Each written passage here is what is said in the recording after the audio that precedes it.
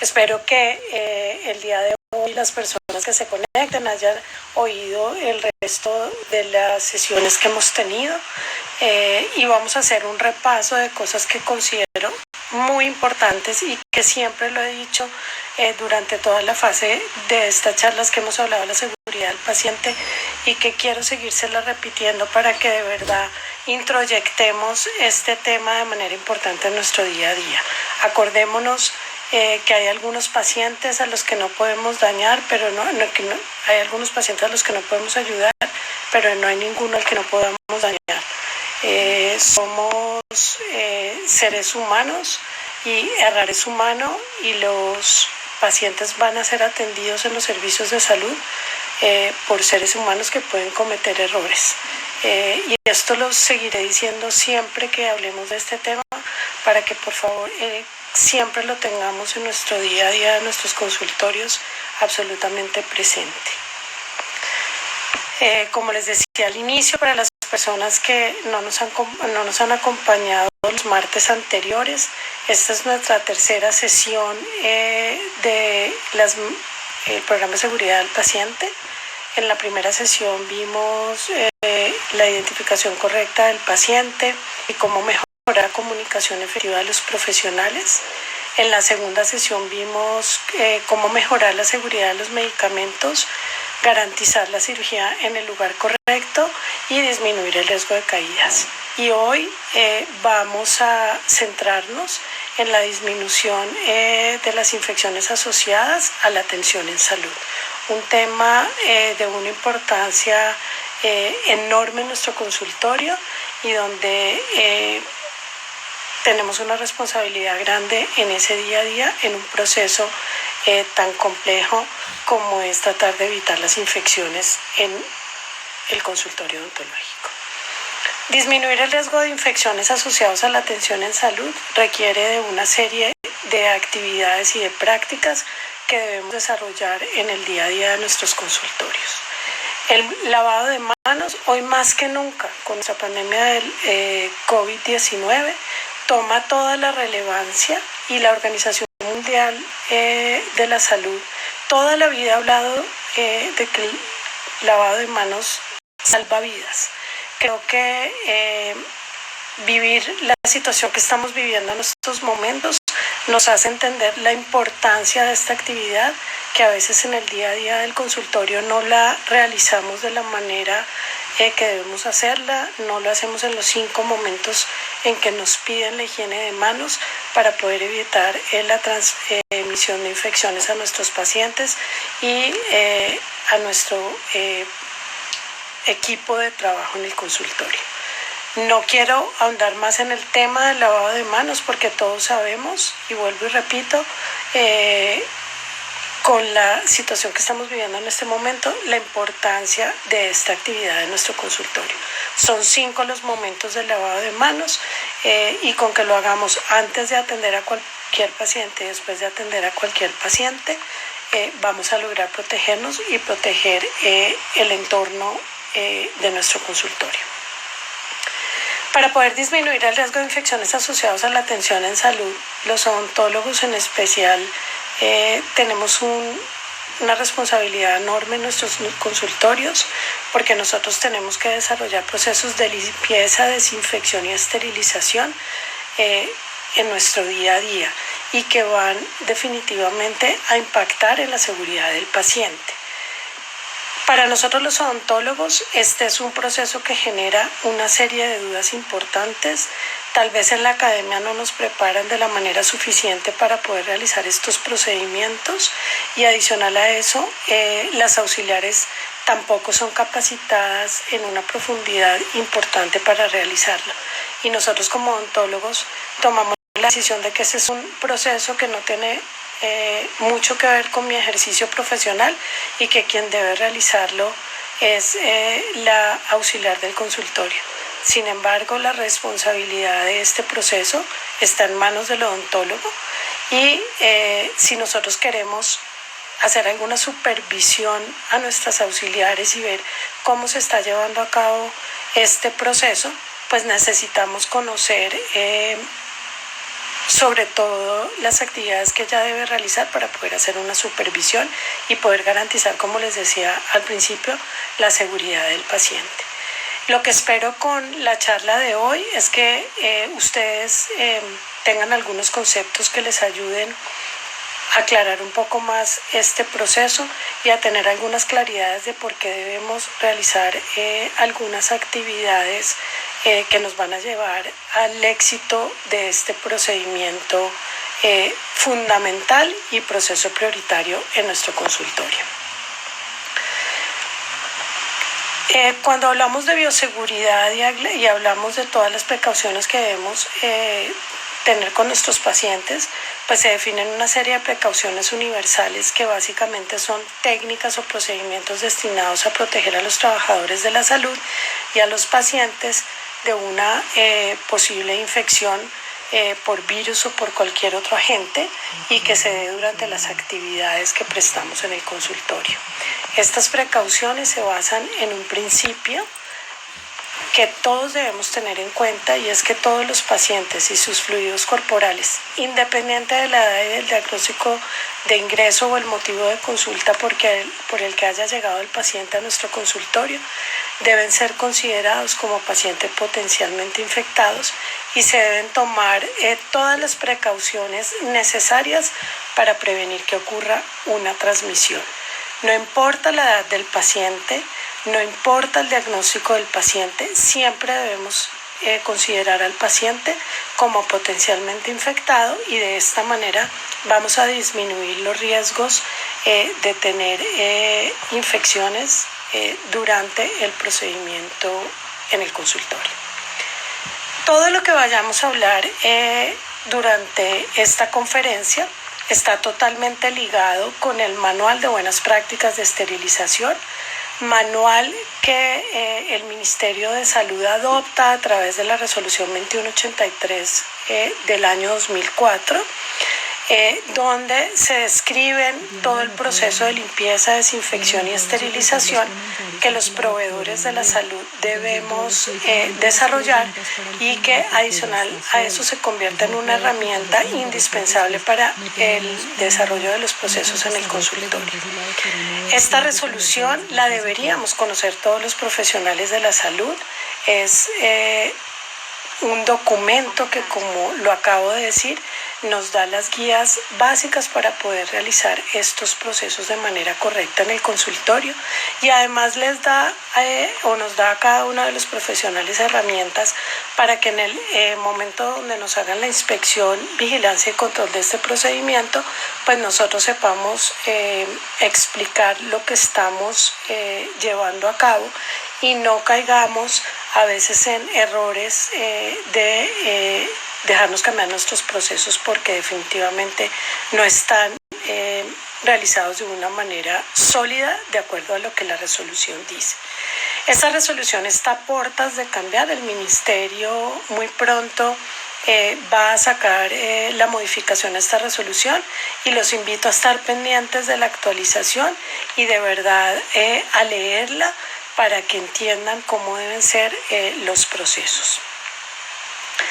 Los procesos de limpieza, desinfección y esterilización son unos procesos que implican una responsabilidad enorme en todos nosotros los prestadores de salud. Si bien, como les dije antes, son procesos que nosotros delegamos en la auxiliar para que haga el proceso, nunca vamos a delegar la responsabilidad que tenemos con nuestros pacientes de garantizar un ambiente seguro y un ambiente donde estamos disminuyendo todos los riesgos asociados a una infección en la atención en salud. Para esto, como para muchas otras cosas que hacemos en el consultorio, debemos capacitarnos. Y nosotros los profesionales de la salud tenemos mucho a capacitarnos en los procesos o en las actividades netamente asistenciales y estos procesos que son procesos que se desarrollan en el día a día y que permiten que hagamos la atención de los pacientes, no los consideramos como prioritarios y definitivamente son prioritarios, razón por la cual nos debemos capacitar y debemos entenderlo porque esta es una responsabilidad enorme que tenemos con nuestros pacientes y con nosotros mismos. Si nosotros delegamos estas actividades al auxiliar del consultorio, debemos tener la capacidad de poder verificarlas y de poder hacerle seguimiento para ver que se estén haciendo las cosas de manera correcta. Yo creo que todos nosotros, cuando asistimos a un servicio de salud, siempre queremos que ese servicio nos garantice que las condiciones son seguras para nosotros. Y yo les aseguro que a ninguno nos gustaría ir a un sitio donde dudáramos que el proceso de esterilización, limpieza o desinfección no es el correcto.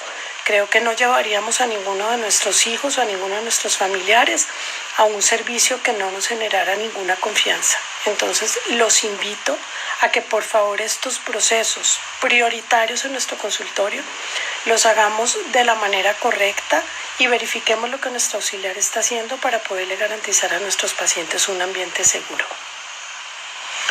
Como les dije, todo lo que vamos a hablar de aquí en adelante está soportado por la resolución 2183 de 2004 y les va a permitir a ustedes implementar todos los procesos bajo lo que el ministerio nos pide que hagamos.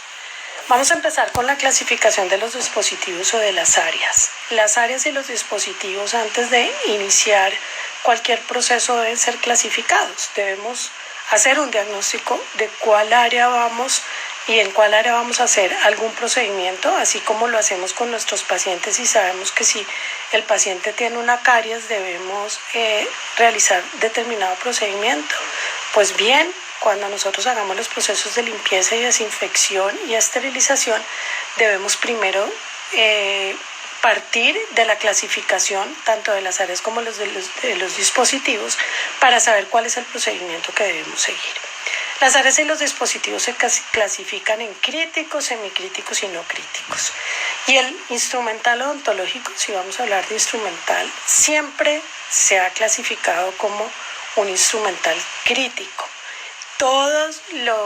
El instrumental que sea clasificado como instrumental crítico debe ser sometido a un proceso de limpieza, desinfección y esterilización. Por lo tanto, cualquier instrumento que utilicemos en odontología que haya entrado en contacto con cualquier fluido corporal de un paciente debe ser esterilizado. Hoy sabemos cómo se produce o cómo se transmite el COVID y sabemos los riesgos que tenemos en odontología. Y hoy estamos siendo absolutamente conscientes del riesgo que hay en la odontología por la pandemia que estamos en este momento enfrentando. Pero esto debería ser una conciencia que deberíamos tener desde el inicio de nuestro ejercicio profesional. La saliva es un fluido corporal que nos transmite infecciones y debe ser manejada de tal manera. Por lo tanto, cualquier instrumental, así haya sido utilizado únicamente para realizar un examen clínico, así hayamos utilizado una pinza de ortodoncia para hacer algún ajuste en un aparatico de un paciente o en los brackets, ha tenido contacto con saliva y lo debemos clasificar como un instrumental crítico. Por lo tanto, debe ser sometido a un proceso de limpieza, desinfección y esterilización. En odontología no vamos a encontrar elementos semicríticos, básicamente todo el instrumental lo debemos esterilizar y podemos tener superficies no críticas que van a requerir de una desinfección de menor nivel, como por ejemplo pueden ser los muebles, los escritorios, los muebles donde guardamos los insumos, en fin, esos van a ser no críticos y donde vamos a realizar procesos de desinfección de bajo nivel. ¿Cómo es el proceso de limpieza, desinfección y esterilización que debemos seguir? El primer proceso que debemos seguir con el instrumental es una limpieza que vamos más adelante a ver con qué producto lo vamos a realizar. Pero en el proceso de limpieza es muy importante que entendamos qué pasa. En el proceso de limpieza lo que estamos buscando es bajar la biocarga que trae este instrumental y que va a permitir que el personal auxiliar pueda tener una manipulación del instrumental con un poco más de seguridad. Este proceso de limpieza nos ayuda a eliminar restos de sangre, grasas, material odontológico, proteínas, entre todo. Pero como lo dice su nombre, este es un proceso de limpieza. En este momento no estamos haciendo ningún tipo de desinfección. Después vamos a realizar la desinfección del instrumental y hacer una desinfección es eliminar la gran mayoría de los microorganismos patógenos, con excepción de las esporas bacterianas. La única forma como vamos a eliminar esporas bacterianas es sometiéndolo al siguiente proceso, que es el proceso de esterilización. La desinfección se puede hacer en 3 niveles. Desinfección de alto nivel, desinfección del nivel intermedio y desinfección de bajo nivel. Más adelante vamos a profundizar en cada una de ellas. Y por último, para el instrumental, vamos a hacer el proceso de esterilización, donde eliminamos todos los microorganismos, incluidas las esporas bacterianas.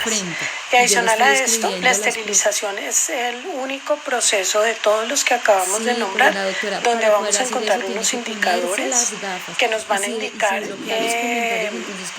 cómo ha sido este proceso en cada uno de sus pasos. Los indicadores que utilizamos en el proceso de esterilización son los indicadores físicos, indicadores químicos, indicadores biológicos.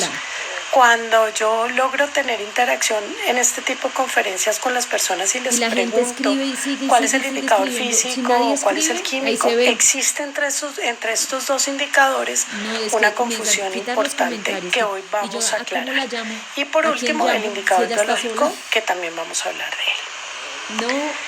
En este proceso es muy importante que previo a definir los productos que vamos a utilizar para la limpieza y desinfección de nuestras áreas y de nuestro instrumental, hagamos una lectura, leamos, nos instruyamos. O sea, cuando llegan a visitarnos los visitadores de las casas comerciales o de los laboratorios que nos ofrecen los productos de limpieza y desinfección, nosotros como odontólogos decimos: esto no es conmigo, le dejo a mi auxiliar y hágale la visita a ella. Aquí estamos cometiendo el primer error. El primer error, ¿por qué? Porque estamos delegando completamente procedimiento al auxiliar, cuando al final es responsabilidad de cada uno de nosotros. Y así como nosotros tomamos decisiones de cuáles son los materiales que vamos a comprar en el consultorio para realizar los tratamientos, debemos ser absolutamente partícipes también en la elección de los productos de limpieza y desinfección que vamos a utilizar en el consultorio. ¿Para qué? Para entender que estemos utilizando los productos correctos, para entender cómo se preparan, para entender cómo lo está haciendo el auxiliar o cómo lo debe hacer, y para de esta manera poderle hacer seguimiento a las tareas que ella hace. Pero por sobre todas las cosas, para garantizarle al paciente un ambiente seguro en nuestro consultorio. Por eso los invito a que la próxima vez que ustedes tengan que decidir sobre los productos de limpieza y desinfección de su consultorio, lo hagan de manera activa y lo hagan además leyendo y entendiendo el producto que están comprando. Y para eso vamos a profundizar ahora en cada uno de ellos, con los nombres genéricos primero de los productos, para que ustedes sepan cómo escoger cada uno de los productos antes de elegir la marca y saber qué es lo que definitivamente están adquiriendo. Para la limpieza y la desinfección, el producto que debemos utilizar es el detergente multienzimático. En la desinfección de alto nivel, glutaraldehído al 2%, desinfección de nivel intermedio, alcohol al 80%, desinfección de bajo nivel, amonios cuaternarios. Es muy importante que nos aprendamos estos nombres, ahora vamos a entrar en cada uno de ellos, pero que aprendamos el nombre genérico de estos productos para que cuando vengan a ofrecernos las marcas comerciales entendamos que estamos comprando. Y por último, en la esterilización, igual necesitamos saber cuáles son los indicadores apropiados que debemos comprar dependiendo de nuestro proceso de esterilización. Y debemos entender los indicadores químicos, cuáles son los ideales que debemos utilizar y que me van a dar más seguridad en el proceso, y los indicadores biológicos. De alguna manera también tenemos que entender cuáles son los que estamos comprando y los invito a que evalúen la necesidad de tener una incubadora en el consultorio. Ahora, cuando hablemos de los indicadores, vamos a entender las ventajas que la incubadora nos va a dar y la seguridad y tranquilidad que nos va a dar. Esa que lo vamos a hacer con detergentes multienzimáticos. Lo primero, no solo para el detergente multienzimático, sino para cada uno de los productos que utilicemos, es que debemos prepararlo de acuerdo a las instrucciones del fabricante. Por esta razón, nos piden a nosotros en el consultorio, a través del proceso de habilitación, que tengamos en el consultorio las fichas técnicas de cada uno de los productos que vamos a utilizar. Si nosotros compramos un material que vamos a utilizar en el tratamiento del paciente, yo les garantizo que la ficha técnica de ese material y de la manera como se prepara, nos la vamos a leer perfectamente. Pero cuando se trata de los productos de limpieza y desinfección, no lo hacemos con la rigurosidad que debemos hacerlo en un proceso tan importante como este. Entonces, antes que cualquier cosa, por favor, le damos las instrucciones del fabricante, para saber cómo se debe preparar. La limpieza del instrumental siempre debemos utilizar un recipiente plástico con tapa y cubrir la totalidad del instrumental. A veces cuando se hacen las auditorías uno se encuentra que la mitad del instrumental está cubierto por el detergente enzimático y la otra parte o la otra mitad no lo cubre. Y aquí tenemos que tener o debemos garantizar que se cubra todo el instrumental, porque quien está corriendo el mayor riesgo en este proceso es nuestra auxiliar. La razón de utilizar el detergente multienzimático, como se los dije antes, es bajar la biocarga y permitir que el auxiliar de alguna manera pueda manipular este instrumental con un poco más de seguridad. Y posterior a realizar el procedimiento de limpieza, debemos enjuagar con agua, secar y pasar hacer el proceso de desinfección con el glutaraldehído. ¿Y por qué resalto el glutaraldehído en esta diapositiva? Porque a veces nos dicen que una vez realicemos la limpieza es mejor o podemos saltarnos, digamos, el paso de la desinfección de alto nivel y no utilizar glutaraldehído y de una vez realizar el empaque del instrumental. Yo no aconsejo esto y ahorita les voy a decir la razón por la cual no lo aconsejo, y por eso resalto el tema de el uso de glutaraldehído, que ahora vamos a profundizar en él.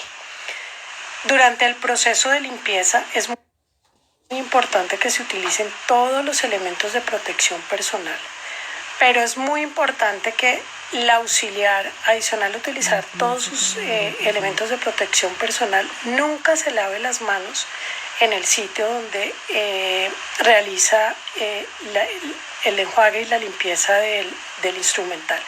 Como les dije, la limpieza no hace ningún tipo de desinfección, simplemente baja la biocarga, y razón por la cual cuando nos hablan en la habilitación de que debemos tener un sitio donde lavarnos las manos y un sitio donde lavar el instrumental, pues ya la estamos entendiendo, que no nos podemos lavar las manos en un sitio donde estamos lavando un material contaminado. Y empezar a entender estos temas de habilitación es importante, porque a veces nosotros creemos que la habilitación lo único que hace es ponernos trabas, y realmente cada exigencia o cada definición que nos hace el Sistema Único de Habilitación está enfocado en proteger al paciente. Entonces, la razón por la cual nos piden que tengamos un lavamanos aparte del sitio donde lavamos el instrumental es básicamente, en este caso, para proteger la salud de la persona que está haciendo el procedimiento de lavado del instrumental y evitar unas infecciones en sus manos.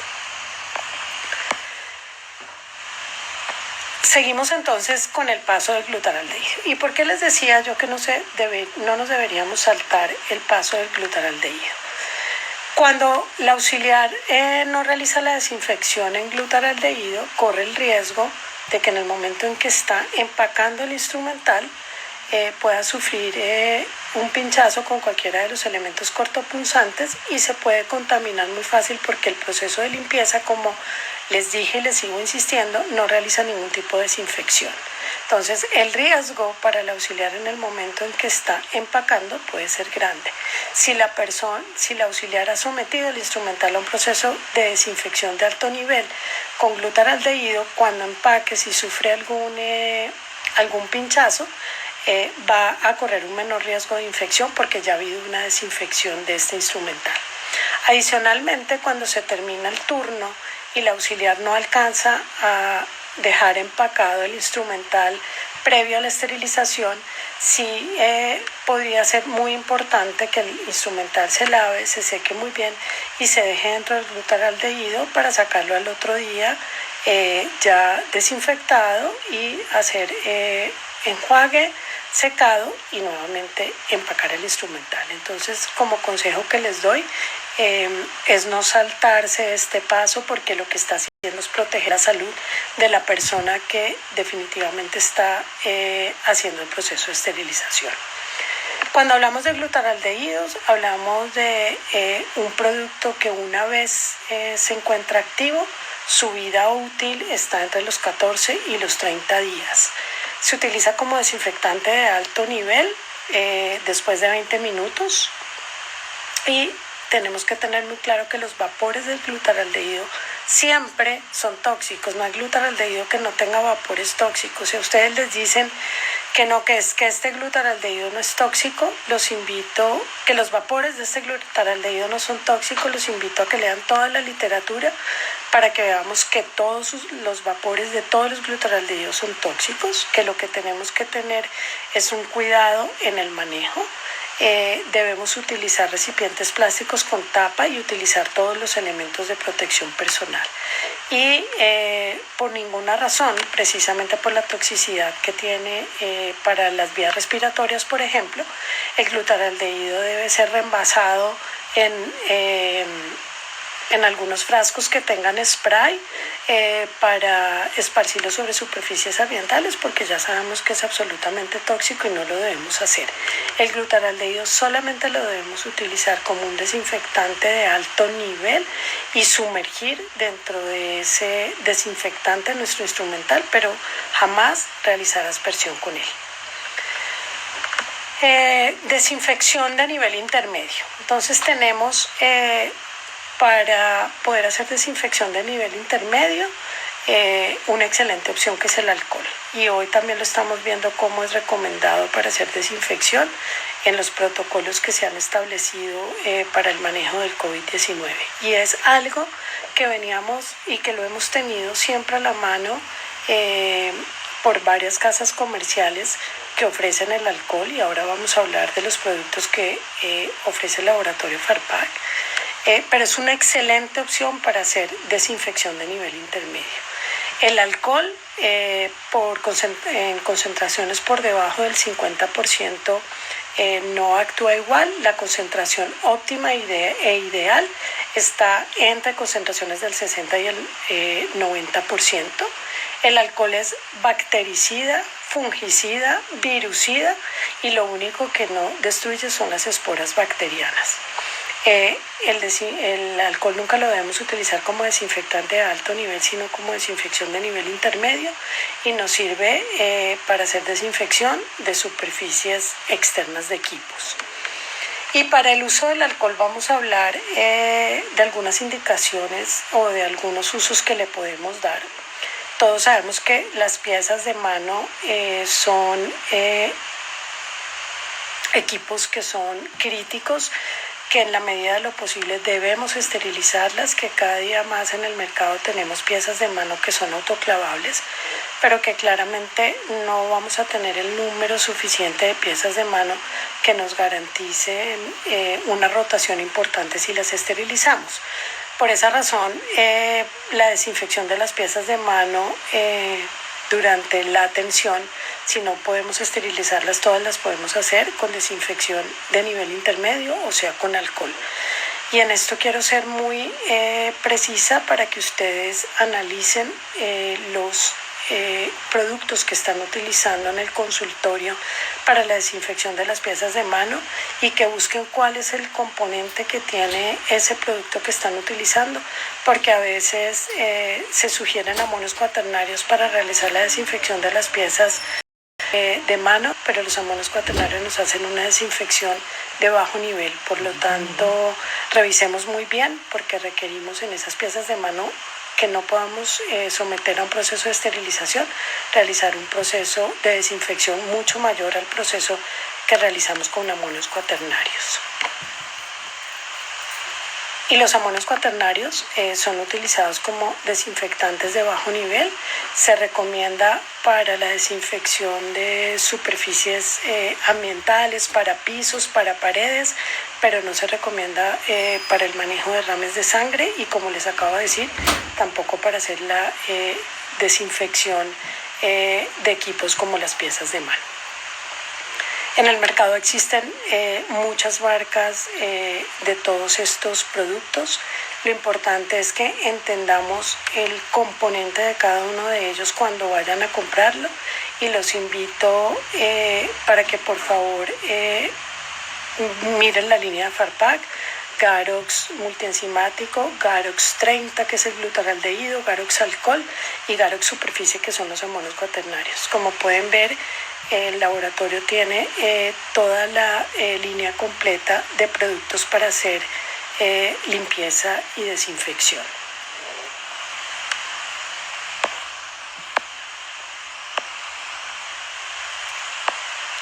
Otro producto que podemos utilizar y que nos piden, de hecho, que lo hagamos a través de los protocolos de bioseguridad, es el uso del hipoclorito. El uso del hipoclorito lo podemos tener en lavado rutinario y desinfección de pisos y de canecas y de paredes principalmente, pero tenemos que entender cómo son las diluciones, cuál es la concentración del hipoclorito que debemos comprar y en qué casos debemos utilizarlo dependiendo de cada una de las diluciones. Lo primero que tenemos que tener en cuenta con el hipoclorito es que el hipoclorito tiene una preparación diaria y que se debe preparar en un recipiente opaco. Cuando ustedes van a comprar en los supermercados hipoclorito, todos los empaques son opacos. No hay ningún empaque que sea transparente o de vidrio, porque sabemos que el hipoclorito se inactiva con la luz. Entonces, la primera recomendación es que la dilución se haga en un recipiente opaco, puede ser en el mismo recipiente en el que viene el hipoclorito, y que adicional a eso la preparación la hagamos diariamente. Existen tres tipos de limpieza que vamos a hacer: la limpieza rutinaria, la limpieza terminal y la desinfección para fluidos corporales. La limpieza rutinaria básicamente es la que el auxiliar hace a diario y que puede ser enfocada en el tema desinfección de pisos e incluso de la escupidera. La limpieza terminal o desinfección terminal es aquella que las auxiliares hacen cuando el odontólogo no tiene consulta. Normalmente se hace una vez a la semana y se hace una limpieza y desinfección profunda del consultorio. Y por último es la limpieza de fluidos corporales o la desinfección de fluidos corporales, que es cuando hay algún derrame de sangre o algún derrame de cualquier producto que tenga un alto riesgo de infección. Para que esta desinfección se haga de la manera correcta, debemos respetar las concentraciones y las diluciones. Lo primero que debemos hacer es que el hipoclorito que compren sea un hipoclorito, una concentración del 5,25%, o sea que cuando van a comprar el hipoclorito, siempre por favor lean la composición de este hipoclorito, y la fórmula que les voy a dar está hecha con esta concentración. Para la limpieza rutinaria utilizaríamos hipoclorito 2500 partes por millón, que lo que hacemos es 50 mililitros de hipoclorito diluidos en 950 mililitros de agua. Esto nos obliga claramente a tener elementos que nos garanticen que podamos medir los mililitros correctamente. Hay unas jeringas que venden en las almacenes de veterinaria que son muy grandes y que nos dan una facilidad importante para medir estos mililitros. La desinfección terminal la debemos hacer con 5.000 partes por millón, 100 mililitros de hipoclorito por 900 mililitros de agua. Y el derrame, 10.000 partes por millón, 200 mililitros de hipoclorito por 800 mililitros de agua. Una vez ya pasamos todo el proceso de limpieza y desinfección y ya hablamos de los productos, vamos a entrar en el proceso de esterilización. Y vamos a hablar de los indicadores físicos. Normalmente, como les decía yo, hay una confusión importante entre lo que es un indicador físico y lo que es un indicador químico. Los indicadores físicos que vamos a monitorear durante el proceso de esterilización son la presión, la temperatura y el tiempo. Y son indicadores que nos los da el esterilizador. Y aquí es donde yo los invito a que por favor las fichas técnicas y el manual del esterilizador, más que las fichas técnicas, el manual del esterilizador de nuestro autoclave, lo leamos con el mismo juicio y con la misma dedicación que leemos el manual de un televisor que vamos a comprar para nuestra casa, el manual de un celular que vamos a comprar, en fin, el manual de cualquier tecnología que vamos a comprar, nosotros lo leemos juiciosamente. Pero el manual de un equipo biomédico como es el esterilizador del consultorio, donde se maneja uno de los procesos más importantes del consultorio, les garantizo que a veces ni siquiera sabemos dónde se encuentra. Si nosotros leemos el manual de nuestro esterilizador, vamos a saber a cuánto tiene que llegar la presión de este esterilizador. Y la presión en términos generales debe llegar a 35 libras. Y es un indicador en que el auxiliar debe estar pendiente durante todo el ciclo de esterilización de ver que a esa presión subió el autoclave. Yo siempre les pongo el ejemplo de la olla express en las casas. El día que el cauchito que va en la tapa de la olla express no esté funcionando bien, la olla express va a soltar vapor y los frijoles, los garbanzos, los granos o lo que pongamos a cocinar en la olla express no se van a ablandar y de manera inmediata corremos a cambiar el cauchito de la olla express porque necesitamos que nos funcione para ablandar lo que estamos cocinando. Sin embargo, esto que puede pasar exactamente en un esterilizador, que es que la presión no suba lo que debe subir y que nos puede llevar a que el proceso de esterilización no se lleve de manera correcta, no lo estamos chequeando. Los invito por favor a que miremos y chequeemos durante el proceso de esterilización a qué presión está subiendo nuestro autoclave. El otro indicador que debemos tener en cuenta es el indicador de la temperatura. Y la temperatura para esterilizar puede ser o 121 grados o 134 grados. Y ahora vamos a entender por qué necesitamos saber cuál de estas dos temperaturas utilizar. Normalmente utilizamos la temperatura de 134 grados y en los esterilizadores que son automáticos, pues la temperatura va a subir solita, entonces debemos chequear que suba a esa temperatura. En los que son manuales debemos programarla en la temperatura que escojamos, pero normalmente, les repito, utilizamos temperatura de 134 grados. Y el tiempo en que dura el proceso de esterilización está más o menos entre 40 y 60 minutos. Llegamos a la hora una vez hagamos el secado del instrumental. Normalmente hacemos ciclos de 40 minutos y más o menos 20 minutos que se toma el esterilizador en hacer de manera correcta el secado. Secado que es muy importante que se realice de manera correcta con el tiempo que es, porque un paquete estéril que salga húmedo del autoclave, pues es un paquete que no nos va a garantizar las condiciones de esterilización y el paciente va a correr un riesgo. Después de haber mirado los indicadores físicos que vamos a ver más adelante cómo los registramos en la planilla, ahora vamos a mirar los indicadores químicos. Y los indicadores químicos los encontramos de diferentes clases. Encontramos el indicador químico clase 1, que es el indicador que nos mide un único parámetro, que es la cinta de esterilizar, que viene con unas rayitas y que todos sabemos que en el momento en que lo sometemos a un proceso de esterilización, la raya cambia de color y lo que nos está diciendo ese indicador es que esta fue sometida a un cambio de temperatura y es el único parámetro que nos mide la cinta testigo, que es un indicador químico de clase 1. Con el correr de los años, los indicadores químicos han migrado y hoy tenemos diferentes indicadores químicos, clase 5, clase 6, integradores, en fin, varios tipos de indicadores.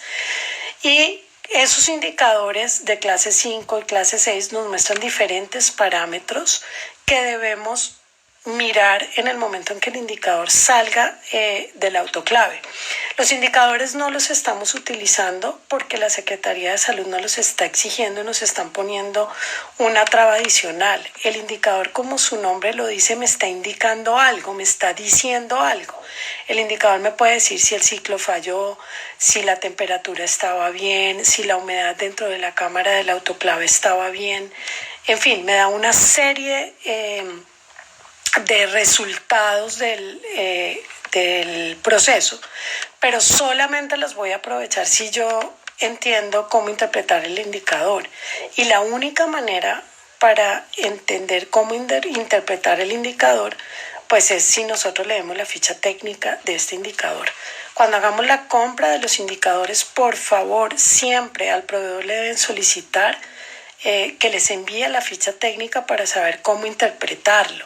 Y si un indicador químico no nos está arrojando el resultado que queremos y no está normal, de manera inmediata debemos repetir el proceso y si el indicador vuelve y sale mal, debemos llamar a nuestro técnico para que revise el autoclave. Aquí les tengo unos ejemplos de indicadores químicos que a simple vista pudieran ser normales o interpretarlos como normales, porque estos son indicadores que antes de ser sometidos al proceso de esterilización vienen de color rosado y estos ya cambiaron, están verdes, entonces uno diría a simple vista, como les digo, que los indicadores salieron normales y que el proceso de esterilización fue normal. Pero si ya los miramos detenidamente, podemos comparar el de la primera fila con las otras dos filas y podemos observar que en la segunda fila y en la tercera esos indicadores tienen un halo de otro color alrededor de cada uno de ellos. Si nosotros leemos las fichas técnicas de estos indicadores, ese halo me puede indicar varias cosas. Me puede decir que la cámara estaba muy llena y que hubo mucha humedad en la cámara. Y este es uno de los procesos o una de las situaciones que más se presentan, porque a veces las auxiliares lo que hacen es llenar mucho el autoclave para poder hacer ciclos, digamos, con más instrumental, y lo que hacemos es poner demasiado instrumental dentro del autoclave, lo que no va a permitir que el vapor se comporte como se debe comportar, y adicional a eso que no se sequen el instrumental o los paquetes como debe ser. El último chulito que sale, el que dice Extended, si ustedes leen la ficha técnica de estos indicadores, ahí ustedes le pueden hacer al auxiliar una auditoría muy fácil sabiendo si el auxiliar dejó el tiempo correcto de estos indicadores. Si ese último chulito no cambia bien de color, la auxiliar utilizó un ciclo mucho menor a los 40 minutos para el proceso de esterilización. En fin, así como les di estos ejemplos, ustedes pueden aprender a interpretar sus indicadores químicos leyendo la ficha técnica, y de esta manera ustedes pueden garantizar la seguridad del paciente y la seguridad de ustedes mismos. Adicional a esto, en el círculo rojo podemos mirar que los indicadores químicos también están asociados a la temperatura que uno vaya a utilizar. Estos son indicadores químicos que aplican para 121 grados y para 134 grados, pero hay indicadores que solo aplican o para 121 o para 134. Entonces, cuando vayamos a hacer la compra de nuestros indicadores, pues miremos que sean indicadores que sirvan para las dos temperaturas o para la que vayamos a utilizar. Los otros indicadores que utilizamos durante el proceso de esterilización son los indicadores biológicos. Y los indicadores biológicos son unas ampollas que vienen con esporas bacterianas. O sea que es, digamos, la prueba más importante que tiene todo el proceso de esterilización. El indicador biológico lo que me dice es cuando yo lo someto a un proceso de esterilización y después en la incubadora hago otro proceso, me va a decir si definitivamente el proceso de esterilización logró con todas las esporas bacterianas, que a la larga es lo que estamos buscando con el proceso de esterilización. Si debemos o no debemos tener incubadora en el consultorio, para mí la resolución 1441, que fue una resolución de habilitación que se derogó muy rápido, nos pedía a los odontólogos tener una incubadora en el consultorio. Y yo soy partidaria de que lo hagamos. El tener la incubadora dentro del consultorio nos va a permitir poder obtener resultados mucho más rápido de nuestros indicadores, y aparte, si ustedes sacan los costos a largo plazo, pues la incubadora se va a terminar pagando mucho más rápido que la lectura que mandamos a hacer por fuera. Adicional a eso, está absolutamente ligado con la seguridad del paciente, y vamos a hablar del tema de la frecuencia en que debemos hacer los indicadores biológicos. Lo que recomienda el Manual de Buenas Prácticas de Esterilización, o sea, la resolución 2183, es que hagamos un indicador biológico una vez a la semana. Cuando estaban haciendo las visitas de la Secretaría de Salud hace un tiempo, nos pedían que lo hiciéramos una vez al mes. Hay algunas comisiones que nos lo piden una vez a la semana, pero yo creo que debemos ir un poco más allá de lo que nos piden los entes de control y la frecuencia que ellos nos piden.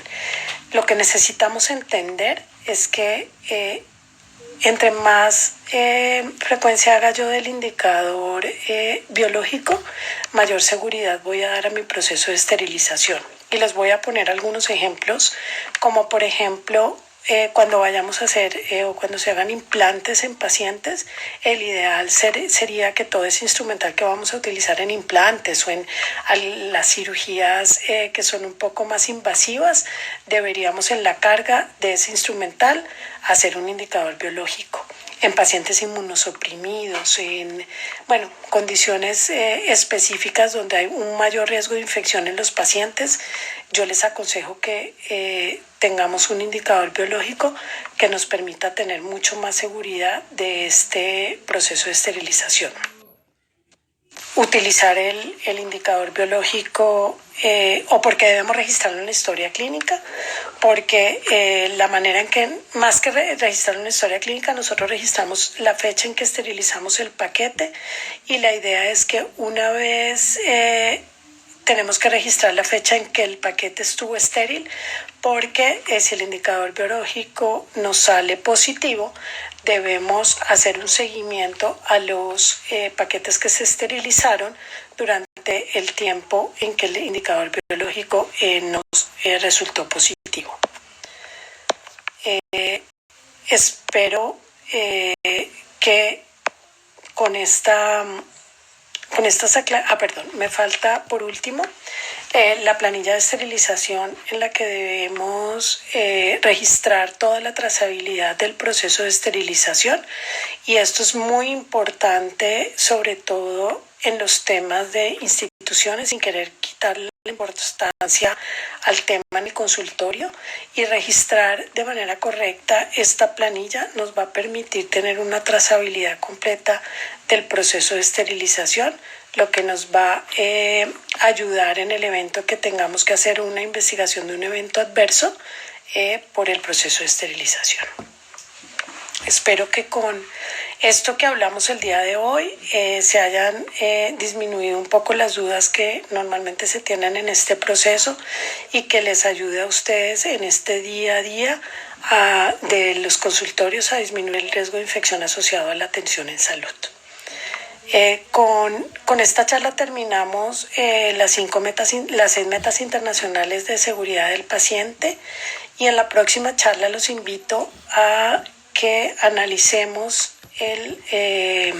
los eventos, hagamos un análisis de eventos adversos, entendamos el protocolo de Londres, cómo se interpreta, y a partir del análisis del protocolo de Londres entendamos cómo ponemos barreras en nuestra atención en salud para disminuir el riesgo de los pacientes de sufrir eventos adversos durante la atención de nuestro consultorio.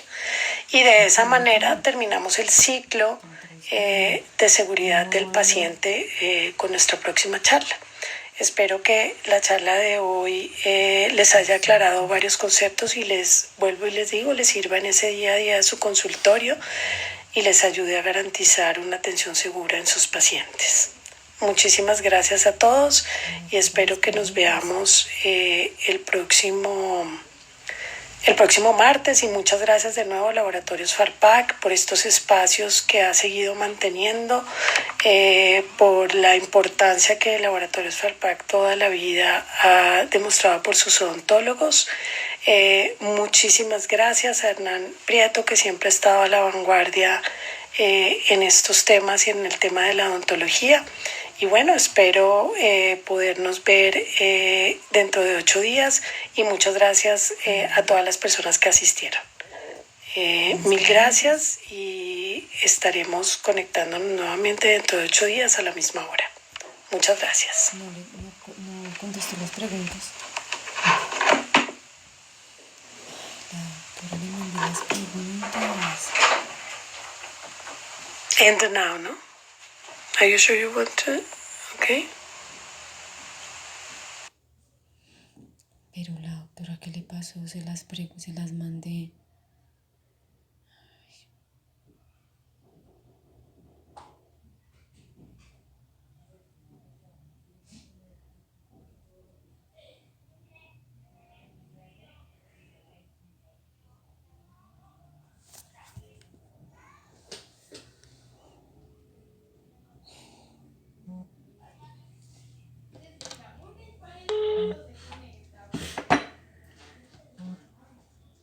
Se cortó. Ay, claro, doctora, porque entra la Dura hora. 1 hora y se corta. Entonces, y yo le mandé las preguntas, pues uno se puede volver a reconectar, porque si ya, Sí. como nunca nos había pasado que se demorara 1 hora la doctora, entonces Sí. el próximo martes empezamos con las preguntas, y entonces espera Ok. un poquito que entren las Eso. personas y todo, entonces yo ya les voy a escribir por el Instagram Que que sí. las preguntas quedaron para el próximo martes, y ya sabe que si Eso. se corta la hora se reconecte, les pide que se vuelvan a Eso. reconectar. ¿Listo, doctora? Y pongámosle un poquito más larga si se logra o algo, no sé, o siempre No, toca reconectarse a la hora. siempre se corta la hora Ok. porque como es gratis, es el tiempo que nos da Instagram. Ok. Porque la otra va a ser más larga. Yo creo que va Sí, a ser como de 1 hora también. sí, Bueno, listo. pero estuvieron juiciositos, ¿no? Sí, doctora, cada día subimos más, llegamos a 500. 480, ¿no? Sí. Creo. Bueno, Bueno, quítele bien. 30 de nosotros. Sí. Pero 400 es bien, doctora, súper bien. Súper bien, súper. Además que esos son temas que la gente tiene que ir acostumbrándose a oírlos. Sí, doctora, ya lo vamos a conectar en YouTube. Bueno, ya lo vamos a colgar en YouTube. Bueno, Vale, listo, gracias. doctora. Bueno, chao. Gracias.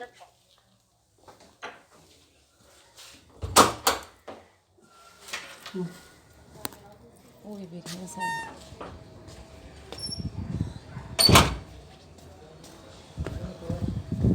¿Ya?